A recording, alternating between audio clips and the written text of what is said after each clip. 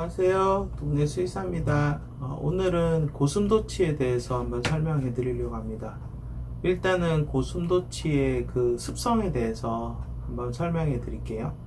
일단 고슴도치는 야행성이고요. 독립적인 생활을 좋아하고요. 그 다음에 땅을 파고 숨고, 그 다음에 수레바퀴 운동을 하고요. 그 다음에 쉬쉬 소리를 내고 경계하면서 움츠려서 몸을 부풀리고 가시찌르기를 합니다.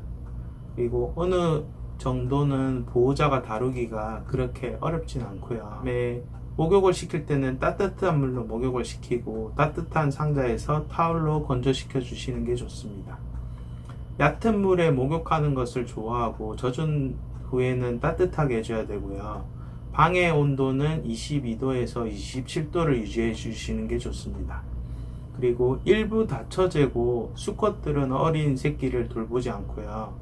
그 다음에 구애와 그 교미는 이제 며칠 동안 계속되고 그때 아주 좀 시끄럽다고 합니다. 그 다음에 분만 후에는 이제 수컷은 새끼를 돌보지 않기 때문에 분리를 해 주셔야 되고요.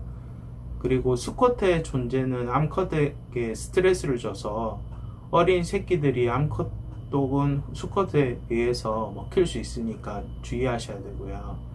그 다음에 얘들은 배변 장소를 정해두지 않고 배설을 하고요. 그 다음에 가장 좋은 베딩은 조각조각 잘려진 재활용 종이나 신문지 같은 거 쓰시면 좋습니다.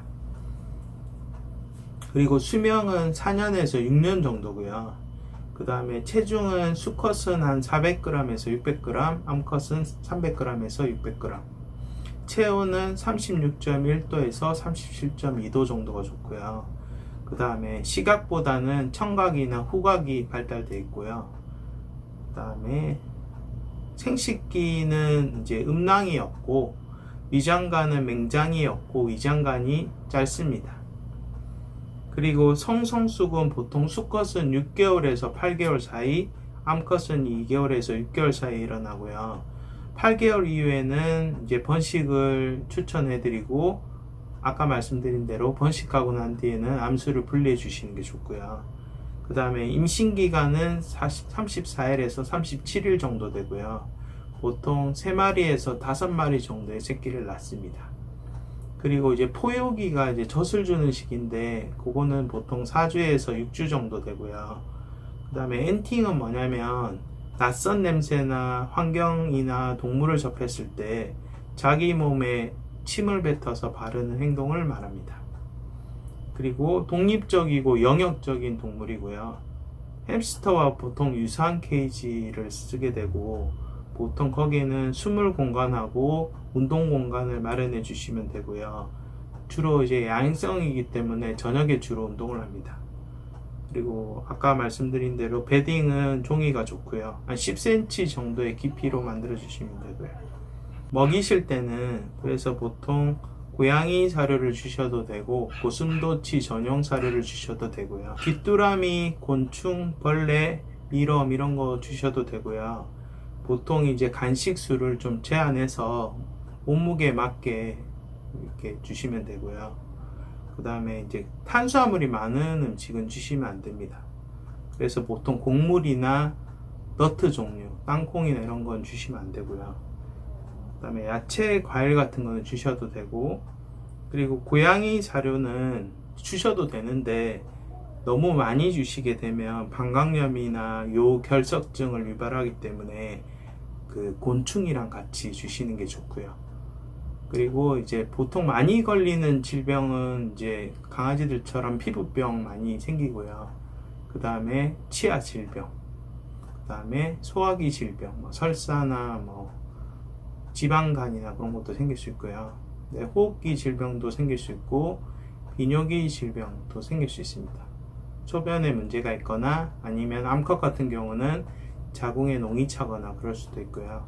그 다음에 이제 조금 고슴도치의 특징적인 질병 중에 신경계 질병이 있거든요. 그래서 워블리 신드롬이라고 해서 이제 원인은 밝혀지지 않았고 보통 생후 12개월에서 24개월 사이에 다발하고요. 보통 전체 고슴도치의 한 10% 정도 발생합니다. 그래서 이제 특징이 운동실조라고 해서 얘가 잘 못 걷고, 그 다음에 이제 마비가 진행이 되고요. 보통은 이제 뒷다리에서 앞다리로 진행이 되고요.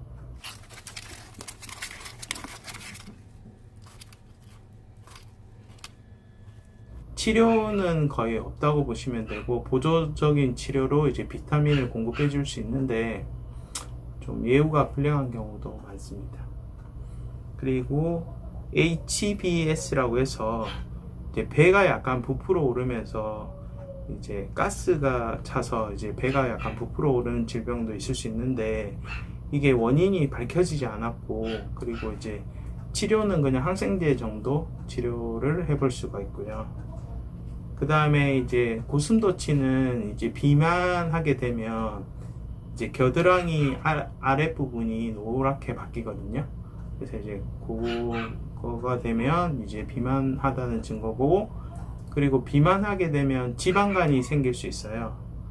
그래서 이제 지방간은 치료를 하지 않으면 상태가 심각해지고 죽을 수도 있기 때문에 다이어트로 식단 관리를 잘해서 이제 비만에 신경을 쓰셔야 되고요.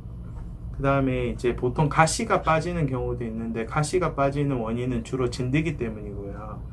보통 생후 8주에서 한 6개월 사이에는 가시 가리 시기가 있기는 있어요. 그래서 이제 새로운 가시들이 피부를 뚫고 나오긴 하는데, 보통 가시 가리는 보통 한 달 정도 지속됩니다. 그리고 이제 고슴도치도 동면을 하는데, 이제 보통 우리가 많이 키우는 피그미 고슴도치는 동면을 거의 안 하고요. 그리고 이제 동면을 하게 되면 몸이 차가워지고 식욕 부진이 생기고 약간 무기력한 증상이 생기게 되거든요. 그렇게 되면은 이제 좀 안아주거나, 그 다음에 1시간 정도 열 패드 위에 있게 해주고요.